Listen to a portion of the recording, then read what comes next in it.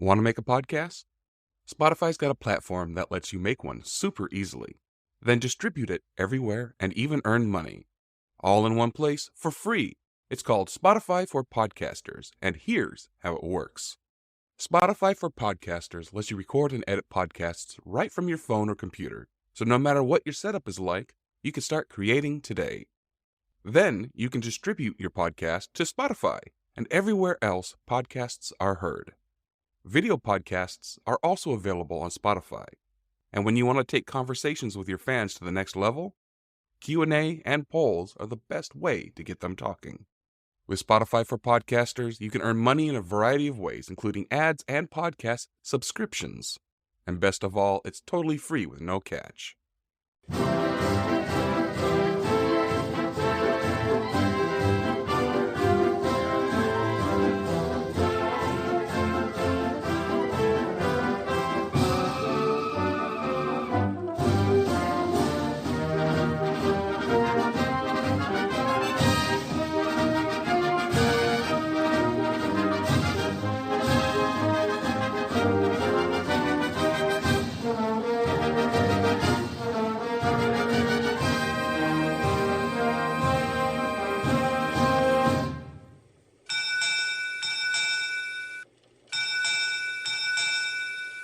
U.S. Navy History arriving.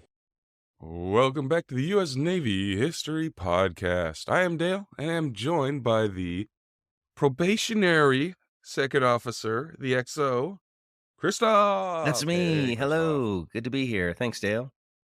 That is you. So we are going back to the Western Theater of the American Revolution. No, we're going back to the Western Theater of the American Civil War? Civil War. All right. Where is my brain? No problem. A different type of revolution. Well, we'll cover the Revolution again after we're done with the Civil War, because the Revolution episodes got lost. Oh. Well, then we should revisit those.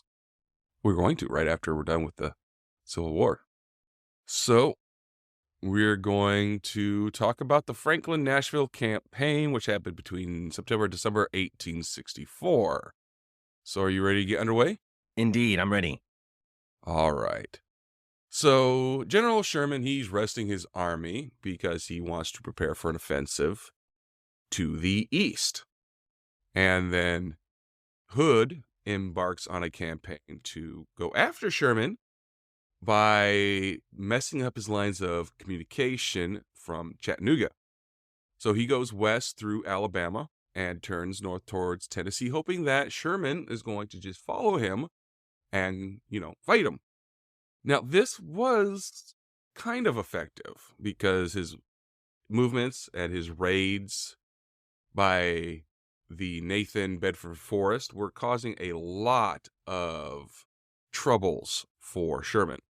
But he did not fully engage. He instead sent a Major General George H. Thomas with a part of his Army of the Cumberlands and most of his cavalry to Nashville to start putting together a defense against Hood. Then he took the rest of the men he had in the direction of Savannah, which is in Georgia. So Thomas's forces are divided. Half of them were in Nashville. The other half were with John M. Schofield moving in pursuit from Atlanta, and more troops to arrive from the Red River Campaign. Hood did hope to defeat Schofield before joining up with Thomas and before the reinforcements arrive to Louisiana, because then that's it for him. Now, he did have a chance to move forward with the Battle of Spring Hill in Tennessee, but the Union troops were able to slip right through their little trap.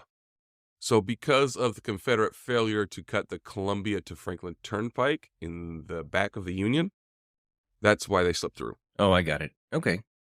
So the next day was the Battle of Franklin, and Hood launches a number of massive frontal assaults.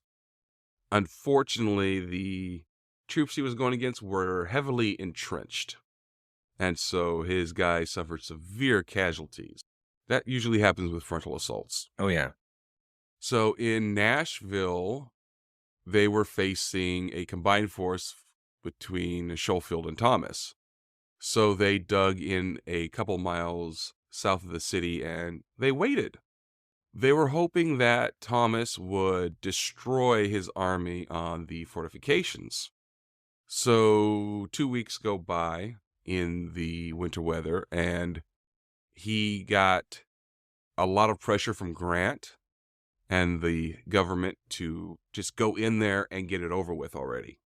So Thomas unleashes a overwhelming assault, and this actually sends Hood and the survivors in a retreat, and they go to Franklin. Once they get to Franklin, they're like, this is not far enough, let's go to the Mississippi. Unfortunately, they were never able to recover from this defeat. Wow. And they never were able to reform. Hood was like, you know what? I'm not good at this. You can relieve me of command. Well, that's some serious self-awareness. I mean, oftentimes there are many leaders and politicians that I've come across. I'm like, I wish you would know more about how crappy you're doing, and please stop. I would think that's anybody in modern politics. But anyway, a guy named Lieutenant General Richard Taylor was put in temporary command of the army. So that was Franklin and Nashville. So we're going to go over the Battle of Johnsonville. The Navy had a small force of gunboats in this. So this was fought between November 4th and 5th, 1864 in Benton County in Tennessee and Humphrey County in Tennessee.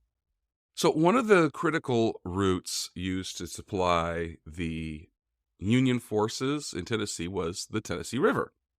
The supplies were taken off at Johnsonville and they were shipped by rail to Nashville. In the fall of 1864, these supplies were mostly meant for the Army of the Cumberland, which was commanded by Thomas, while Hood's army was marching through northern Alabama on its way to invade Tennessee. In late September 1864, Hood and his army left the Northwest from around Atlanta. They were hoping that when they destroyed the Union supply lines, it would bring out Major General Sherman and they would get into a big old fight.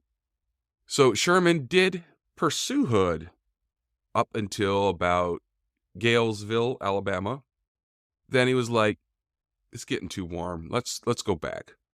He turned his army around and went over to Atlanta and started to conduct a march to the sea through Georgia.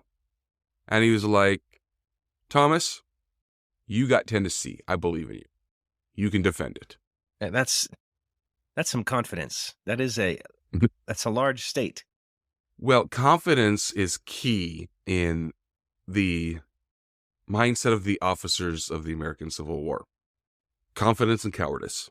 Anyway, a guy named Lieutenant General Richard Taylor, he orders Forrest on a cavalry raid through western Tennessee to destroy the Union supply line to Nashville. His initial objective was Fort Hyman, which was on the Tennessee River north of Johnsonville. If they were able to take this fort, they would be able to prevent Union transports from getting to Johnsonville upriver of them. So the first of the cavalry began to ride on October 18th, 1864. Unfortunately, they were still exhausted from their previous raid. So Forrest was like, you know what, guys, why don't you just go away for a little while, get new horses, get new supplies, and then come back. And Forrest himself, he starts moving north on October 24th and reached the fort on October 28th. And that's when he started setting up his artillery. On October 29th and 30th, his artillery opened fire. And he was actually able to capture a couple of steamers, the Mazeppa, the Anna, and the Venus, and a gunboat, the Undine. Hmm. Once this happened, the Unions looked and said, you know what? We're not sending any more boats down this river or up the river or wherever direction we want to go because things are popping off. So that would be considered a success then, right? I mean, they were able to cut off supply.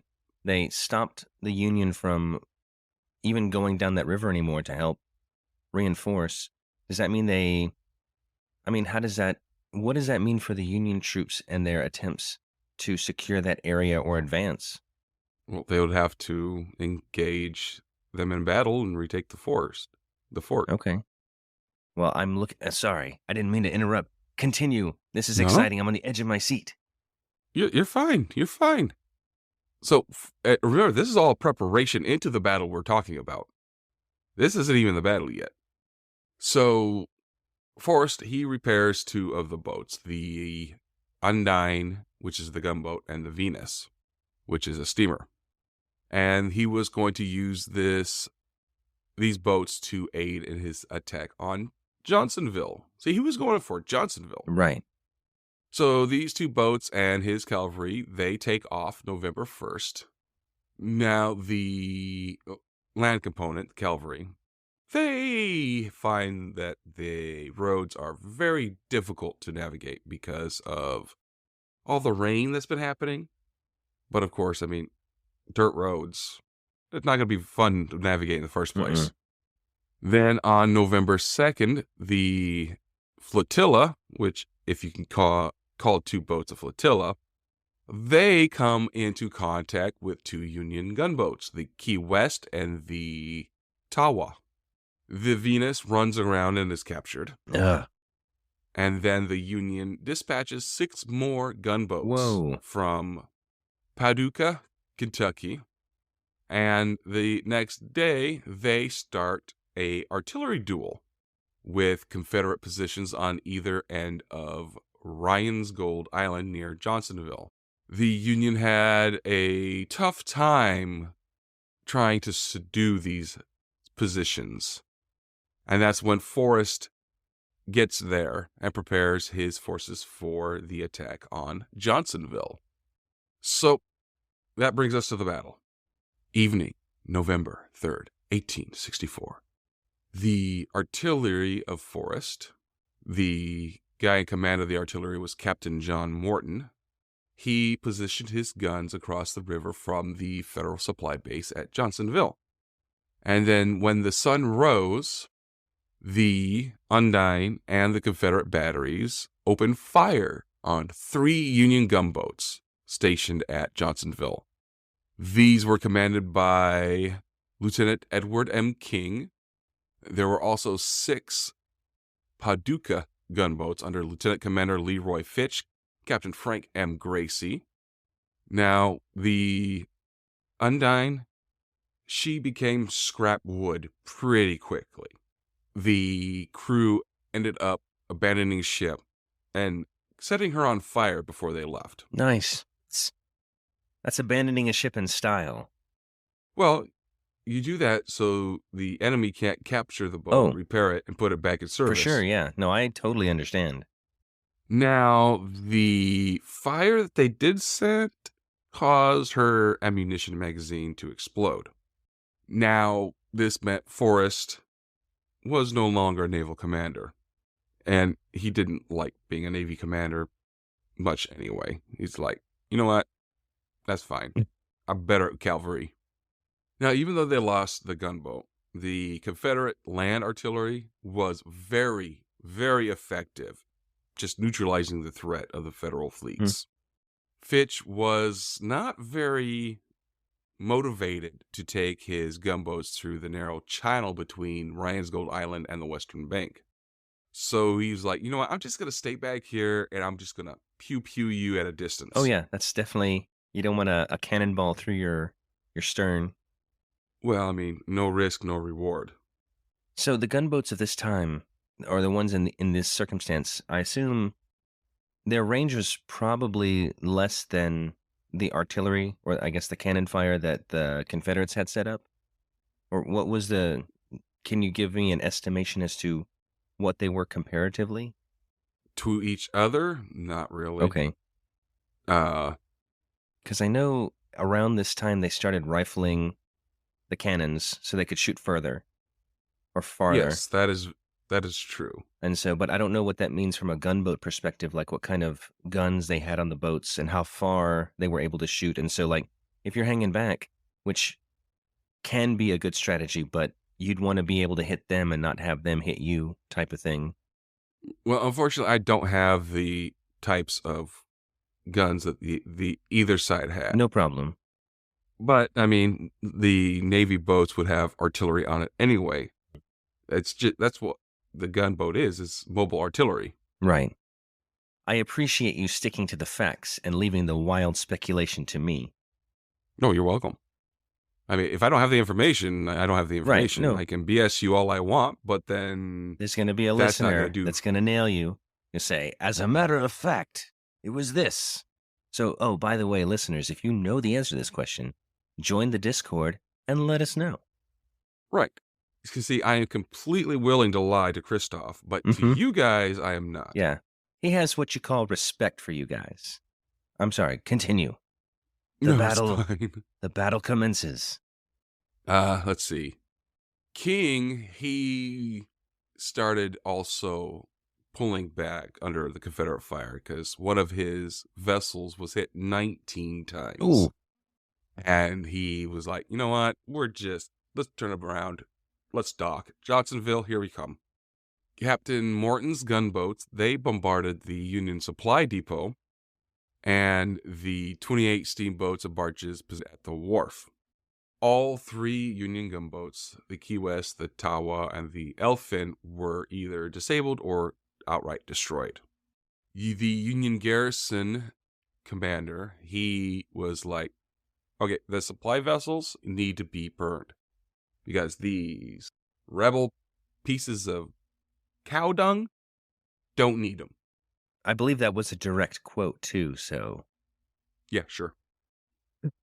see, wild speculation, that's what I do. Forrest, he said, quote, by night, the wharf, or nearly 1 mile up and down the river, presented one solid sheet of flame. Having completed the work designed for the expedition, I moved my company 6 miles during the night by the light of the enemy's burning property. That would be that's probably the earliest rap lyric that disses the enemy, you know what I'm saying? It's like, yeah. And then they had so much stuff on fire, I moved my troops by the fire of their burning stuff. Oh, no, he didn't! That's right. If they could drop a beat back then, they would have, but didn't have that technology yet. I mean, they had They had drums, drums. but, well, I suppose I'm sure somebody back there used to beatbox too. I highly doubt that's just a modern thing. that's true. Well, we'll have to research it on the next episode. I'll leave that to you. Perfect. So this whole thing at the end meant that Forrest, he caused a enormous amount of damage at a very low cost to his own guys. He reported that he only lost 2 men with 9 wounded. Wow.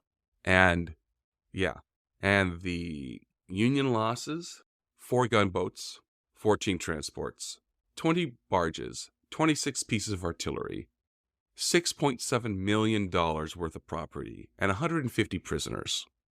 That is decisive. That is incredible.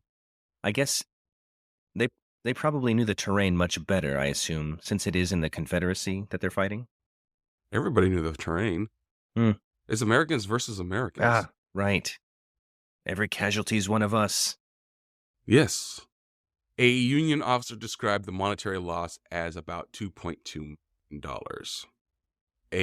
Another consequence of this raid was that the Union High Command became more and more nervous about Sherman and his plan to go through Georgia instead of going after Hood and Forrest directly. Forrest, he was delayed by heavy rains, but proceeded to Perryville, Tennessee, and eventually getting to Corinth, Mississippi. During the raid, the Confederate theater commander, a guy named General P.G.T. Beauregard. That is an incredible name. I did, yeah. PGT Beauregard.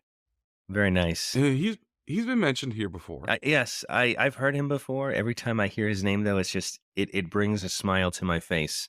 I know little of the man's personal impact on those around him, but the name alone, fantastic. Anyway, let's That's all you need. yeah. So he said to Forrest, you know what? You and your cavalry are going to go work for Hood's Army of the Tennessee. And you're going to go participate in the Franklin-Nashville campaign. And Hood, he did delay his advancement from Tuscumbia, Alabama, north into Tennessee until Forrest was able to link up with him. Because he's like, more guys, more boom. Mm-hmm. So just a little bit about the area before we leave this battle. The battle is now the focus of two Tennessee state parks. The Nathan Bedford Forest State Park, which is on the Benton County side of the river, and then the Johnsonville State Historic Park, which is on the Humphreys County side. So if you want to go see the battleground, go to Nathan Bedford Forest State Park or the Johnsonville State Historic Park. Nice. Bring your metal detector. Maybe you'll find a cannonball. That would be incredible. I've heard several stories of people finding ammunition, like just yes. Why is the word not coming to me? Bullets. That's the word. So we are going to briefly talk about Sherman's March to the Sea. This happened between November and December of 1864. Sherman and Grant thought that the Civil War would end only if the Confederacy's strategic, economic, and psychological capacity for warfare was completely destroyed. So he decided to apply the principles of scorched earth, which means that he ordered his men to burn crops, kill livestock, consume everything that they can get their hands on, and destroy anything in their path, any infrastructure, civilian and military. Fun little tidbit. This policy is one of the key tenets of the strategy of total war. Would you say that this was one of the first implementations of this idea? Oh, no. Okay. No. The Romans used to salt the earth after they go through a place. You know what happens if you salt the earth as you go through? Yes, I know it prevents crops from growing, but I thought that was like once they conquered it, they would kind of, as a kind of a screw you to the people they conquered, it's like, you're never going to be able to use this land again. No, that was on their way out. Oh, okay. Well, then that makes more sense, because why would you want to salt your own stuff? Thank you for the clarification. That's why you're the captain. Yes. But no, this type of thing has been going on for as long as the warfare has been around. This kind of thing has happened. So Sherman and his army, they leave Atlanta on November 15th, and they march in a couple of columns, separated by about 60 miles. The right was commanded by Major General Oliver O. Howard, and the left was commanded by Major General Henry W. Slocum. Now, between both of these columns, there was a significant amount of destruction. And, well, the hate felt by the local populace, it lasted for generations. Yes, I'm not super old, but when I was in college, back in the 1900s, yeah, I know, it's crazy. You say you have a 1 in front of your birthday? Oh, yeah. Oh, yeah. You're ancient, my That's friend. right. And back in those days, I had a friend in college from Atlanta, and she would refer to times of before the fire and after the fire. And I foolishly asked, what fire? And this is the fire. The big one. Yeah. Most of the resistance to the army was from the Georgia militia and the Home Guards, and a little bit of Joseph Wheeler's cavalry from the Army of the Tennessee. and a couple troops from the Department of South Carolina, Georgia, and Florida. But they were pretty much scattered to the four winds. When they got to Savannah, they did encounter about 10,000 troops under a guy named Major General William J. Hardee. So both sides set up artillery and just bombarded each other for a while. Then Hardee, he was like, "You win," and he skedaddles. When Sherman takes the city and goes in, he telegraphs President Lincoln, quote, "I beg to present you as a Christmas gift the city of Savannah." Yeah, well, he had to take it because the return policy on those cities is not very good. Yeah, they measure those return prices as in lives, Yep. not monies. It's like, yeah, we'd love to pay you back, but we can't. Sorry. Oh, well, I guess I'll keep it. So we have one battle that the Navy was a part of. And this is going to be the Battle of Tuliphany. This was between December 6th and 9th, 1864 in South Carolina. Okay. So in early December 1864, Sherman had about 62,000 troops, Hey. and they were approaching the South Carolina border, which their final objective being Savannah. Sherman had ordered his men to apply the scorched earth, which we were just talking about. Hmm. And another thing that this caused was mass desertion among Confederate troops, which, also broke the South's willingness to fight. Oh, I imagine so. Like, and we're in the falling action of the story, and I'm sure morale was very low. Oh, yes. So this battle was one of 8 engagements in which the SCMA Corps of Cadets, also known as the Battalion of State Cadets, fought in. The amphibious landings on the river were conducted primarily by the U.S. Navy and Marine Corps, which moved 5,000 troops to Georgia Point, which is a peninsula bounded by the Tuliphany and Coosawhatchie rivers near the town of Yemsec, which is about 45 miles north of Savannah. Much of this place was covered with swamps, thick foliage, and large trees. So, perfect conditions for fighting. In a way, yeah. There was actually a guy named General Francis Marion. He was known as the Swamp Fox because he fought during the Revolutionary War the British that were camped near Tuliphany on a number of occasions. So he actually knew how swamp fighting was going to go. Nice. Now, for this battle, the Union's objective was to cut the Charleston-Savannah rail line by destroying the railroad trestle that crossed the river. So the Union had an estimated total of 5,000 men. The Confederacy had an estimated total of about 900 men. Oh boy, that is Yeah. bad odds, or good odds, depending on your side. Well, it also depends on how well entrenched you are as the defenders. That's true. The general rule when attacking a fortified defensive position is 3-1. Oof. If you don't have 3-1, your chances of being able to take that position goes down drastically.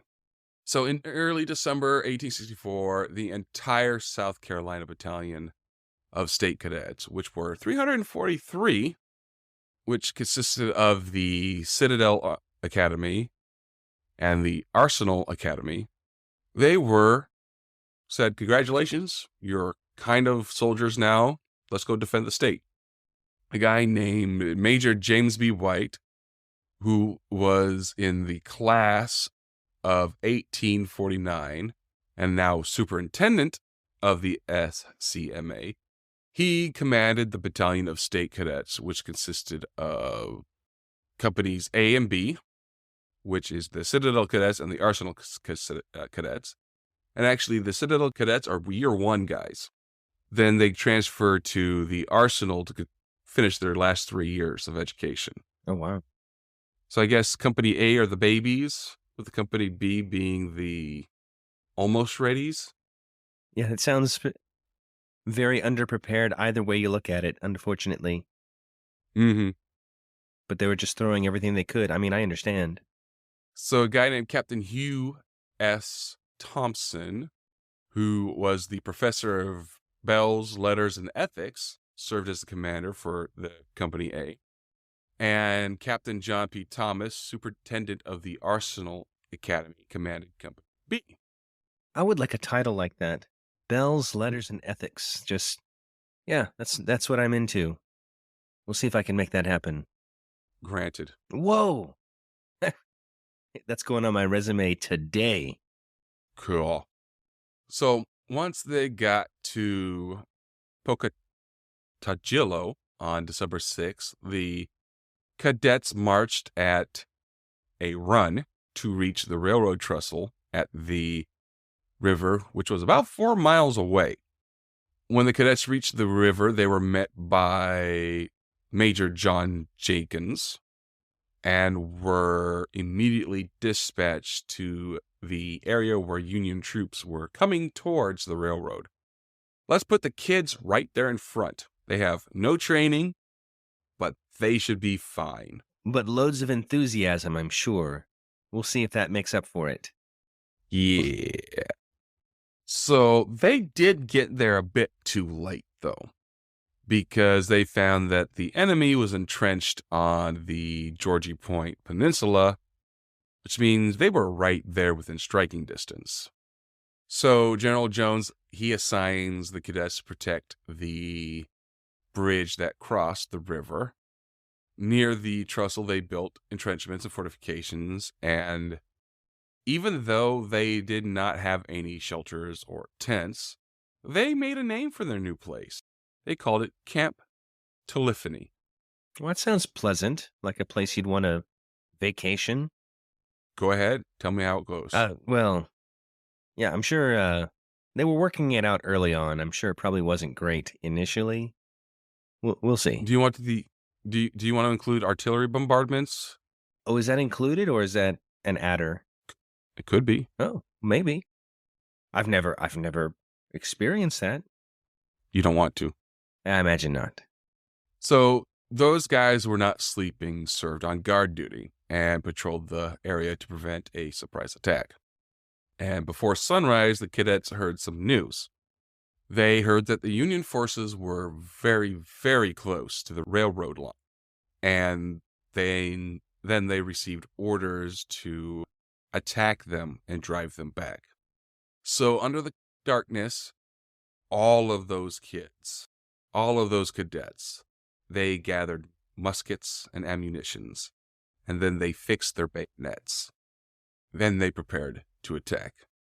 So the sun comes up December 7th, and a skirmish line that had the Citadel Cadets and 3 companies of the 5th Georgia Infantry, under the command of Major White.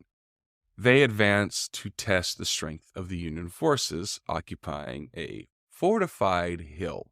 Oh my gosh. Behind them, the Arsenal Cadets with the 47th and with the 47th Georgia on the right, and the militia for that Colonel Bacon commanded on the left.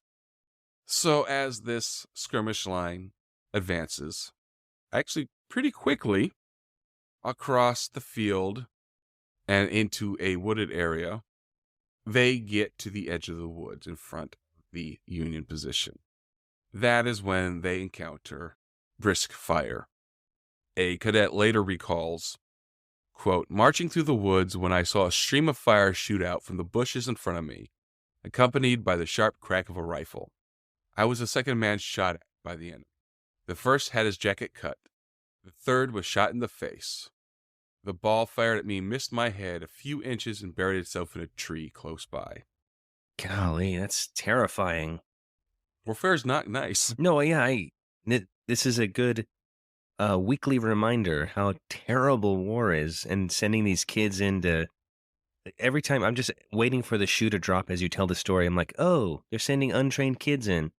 Oh, they're going to a fortified position. It's on a hill. Oh, this is not going to go well at all. So the Confederate front, they shifted until they crossed a road at right angles. Then, having achieved this, they now engaged the entire Union line. The fighting went across the entire line, across all 5 regiments that the Union had put out there. The Confederate troops and cadets poured heavy fire into the enemy. This actually surprised the Union, and they retreated a few hundred yards back to their original entrenchments. One of the Georgia veterans that were there complimented the cadets by saying, quote, "Okay, and this guy is a Texan, so I'm going to try to do a Texan Ooh, accent. let's hear it. Dang, them fellers fight like hoods Texans." You nailed it, dude. Okay. But, of course, the attack comes at a high cost. Several cadets and faculty were wounded, and one of them were killed, a guy named Cadet William Patterson. For the rest of the day and through the 8th, they were just going around looking and caring for wounded, guarding, troops that they managed to capture, and building more entrenchments. So, on the morning of the 9th, the cadets were repulsed by a very disciplined Union counterattack because the U.S. Marines were now involved. They fought on the extreme right of the Union line, engaging cadets who were encamped at Camp Telephony near the railroad trestle. The Confederate forces were pushed back into the trenches and pursued through the thick swamp when their left flank gave way and they retreated by following the Telephony River south. This was the last attack made by the Union forces during the battle. So, in school, whenever we'd read about the Civil War, I understand that Marines have existed for a long time at this point, about 100 years, but I don't hear too much about them specifically in battle. I assume they were in many engagements across different theaters. Uh, who, when do they get deployed, and who makes that decision? Well, at this time, they were part of the Navy. Though technically, they still are part of the Navy, Yeah. even today. That's where they fought, was with the Navy. So the Navy makes that decision. Okay. So after all of this hullabaloo was done, the state cadets stayed there at Camp Telephony until Christmas, when they were redeployed to James Island near Charleston. Sherman then captured Savannah December 25th, but not many Confederate troops were killed or captured, and most of them were able to escape to South Carolina on that same railroad line. The victory at the Battle of Telephony kept the railroad open and saved about 10,000 Confederate troops.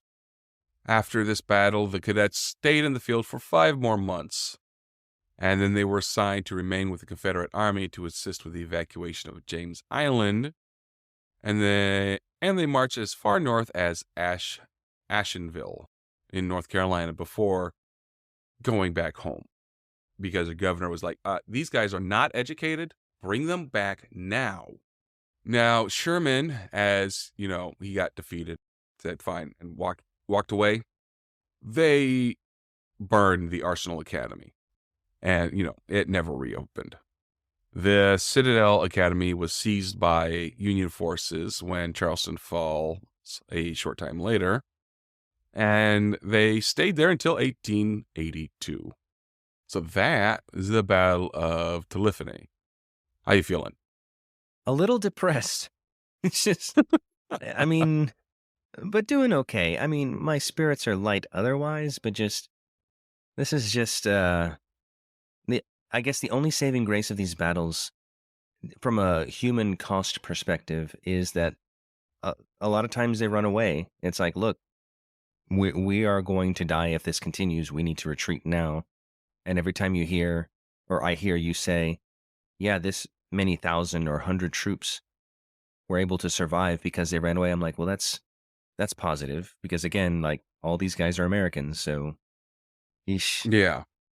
Yeah, actually, during war, the high casualty counts, especially during this time, came from disease, not actual fighting.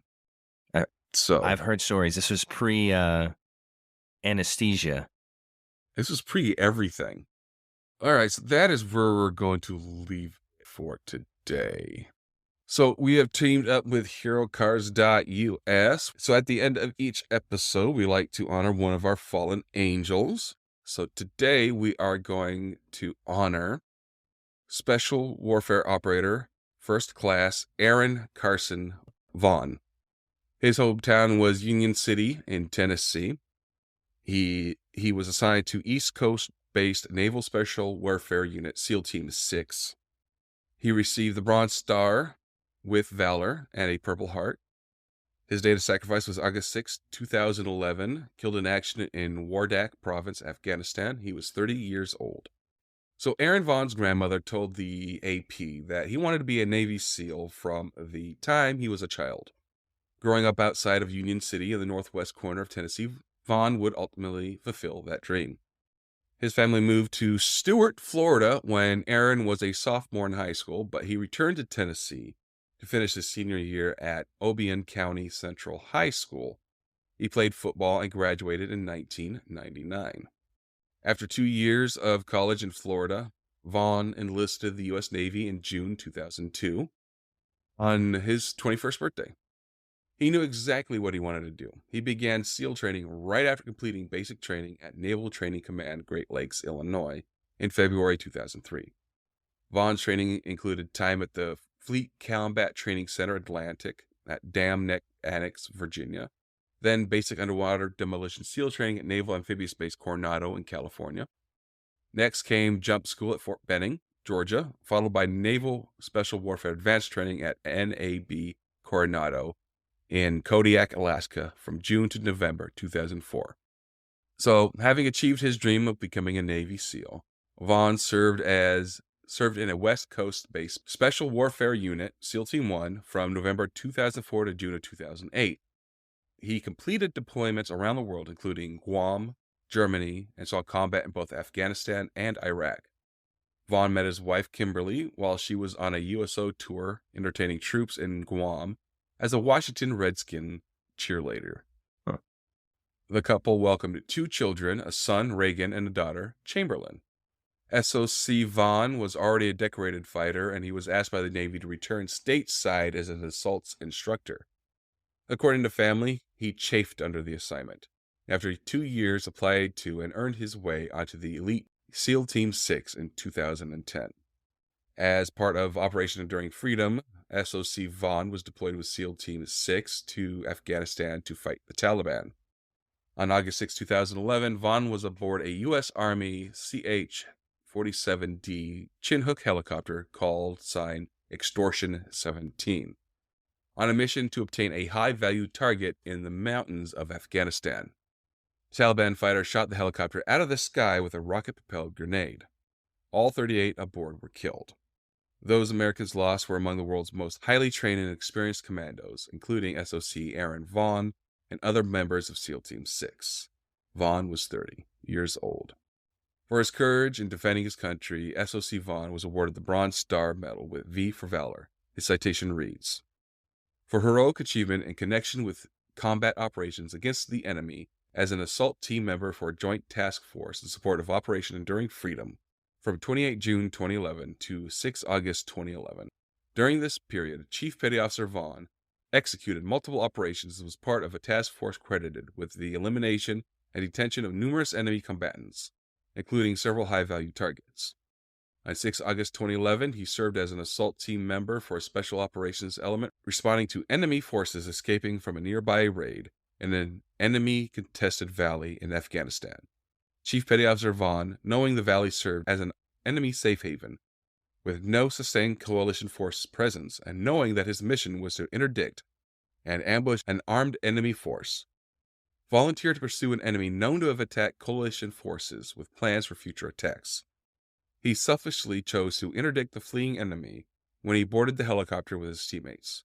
The aggressive mission to prevent future attacks on coalition forces ended in tragedy when the helicopter on which he was riding was struck by a rocket-propelled grenade, causing the helicopter to crash.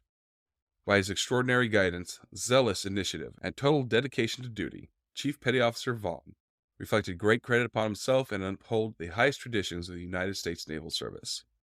A documentary feature film, Fallen Angels, call signed Extortion 17, examines and recounts the loss of the American heroes aboard the Chinook on August 6, 2011. Aaron Vaughn was a man of deep faith, insisting to his family that he didn't fear his dangerous job, because he knew where he was going when he died. When he gave the last full measure of devotion to his country, his son Reagan was just under 2 years old, and his daughter Chamberlain just 9 weeks old. Wow.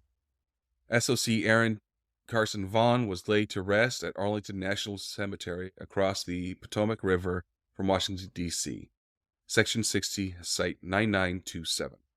To honor Vaughn's memory, his family established Operation 300, a nonprofit organization that hosts weekly adventure camps for children whose fathers were lost during military service. So, Special Warfare Operator, Chief Petty Officer Aaron Carson Vaughn. Thank you. Thank you. All right. Probationary XO, would you like to take us out? Yes, Cap'n. So thank you for listening. Cabin? I called you Cap'n, like Cap'n Crunch, except with more esteem, but some familiarity. Maybe I'll just stick with Captain. Then It sounds better than calling me a wooden cabin type of I thing. will call you Captain then. Captain. Okay. So, yes, thanks for listening. If you would like to contact the podcast, you may email us at usnavyhistorypodcast@gmail.com, and you may choose to follow on Twitter.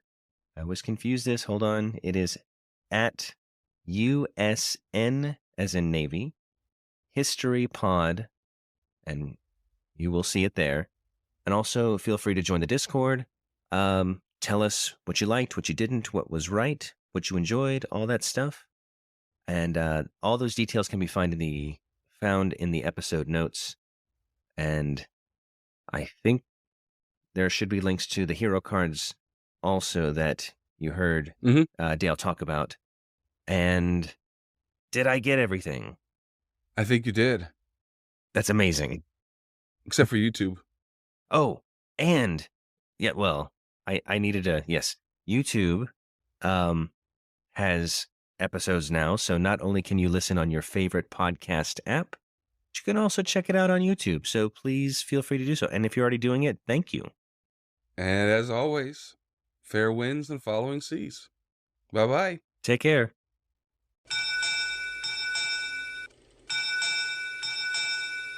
U.S. Naval History Podcast. Departing.